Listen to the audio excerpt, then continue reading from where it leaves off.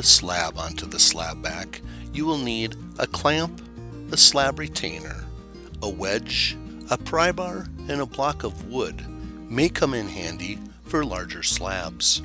Before setting the slab on the in-feed conveyor, we found it easiest to first hang a wedge on the roller rack. With the wedge into position, move the slab to the in-feed conveyor using your overhead crane, forklift, or hoist. Carefully set the slab into place, ensuring that the bottom of the slab is tight up against the rollers on the conveyor of the FastBack. Flip up and pin the material support rollers. Then gently set the slab into position. Hook the slab retainer into place, slide it against the material, and extend the retainer bar. The slab retainer is designed to hook into the back of the roller rack rail. With the back hooked properly, the front of the slab retainer should drop into position securely.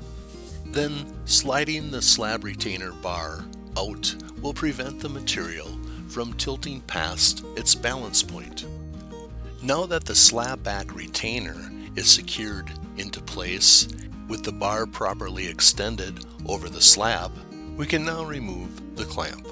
The clamp should remove easily because the wedge is holding the slab away from the roller rack.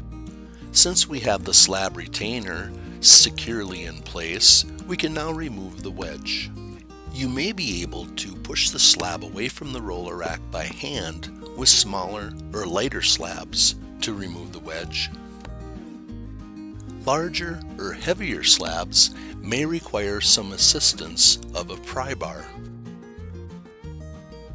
Now that the slab's supported by the rollers, we can remove the slab retainer. Now that we have the material supports pinned up, the slab is against the rollers, the clamp, the wedge, and slab retainer are all removed, we can run the slab through the FastBack. Operate the FastBack as you normally would. Adjust the material thickness and turn the system on. We found that adjusting the material thickness rollers a little bit tight assisted with pulling the stone through. Push the stone into the in-feed conveyor. Once the slab gets to the conveyor belt and past the first roller, keep pushing the slab so that it moves the same speed as the conveyor belt. This is very important because of the timing of the pads. If the slab should slip, stop the machine, reset the slab to the beginning of the infeed, and push the slab in again, maintaining conveyor belt speed. Once you feel the conveyor belt firmly start pulling the slab, you can release it.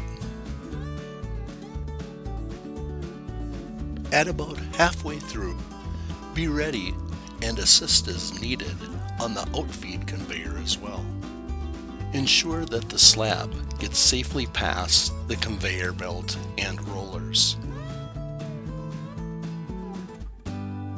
Never let the conveyor belt slip or rub on the slab. Once the slab is completely past the conveyor belt, stop the machine so we can unload it. To remove the slab, first secure the slab retainer. Then insert the wedge.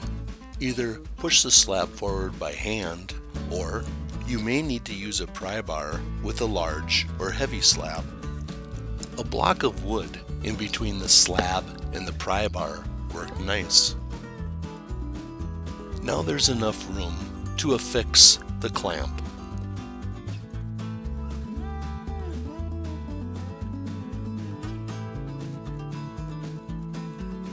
With the clamp secure, remove the slab retainer and then remove the slab.